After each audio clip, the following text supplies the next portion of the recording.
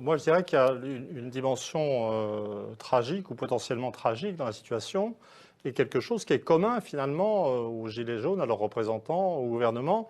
C'est une non-conscience de ce qui arrive réellement à la société française. C'est Hitler. Bah, Puisque personne n'en a conscience, c'est l'encastrement dans le système européen et dans la zone euro. C'était l'euro lui-même et puis les règles européennes qui engendrent un processus de contraction de l'activité économique, de destruction de l'industrie, de division. Et alors, vu le niveau, on peut même plus le reprocher aux énarques ou à Macron, puisque c'est leur croyance, c'est leur religion.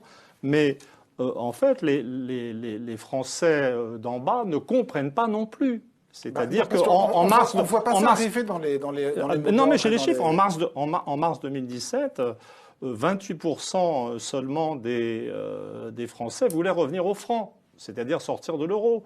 Alors là, on retrouvait quand même un gradient. Donc on a un maximum d'inconscience des effets économiques de l'euro chez les cadres des professions intellectuelles supérieures, parce qu'il y en a 11% qui étaient d'avis de sortir de l'euro. Et ça, c'est de façon d'ailleurs quand même très intéressante.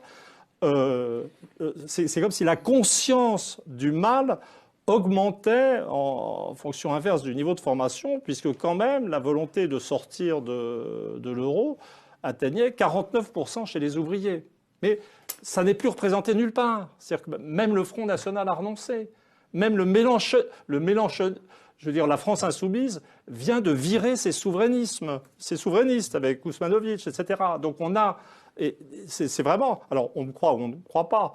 Pour beaucoup d'économistes du monde anglo-saxon, c'est une évidence, en fait.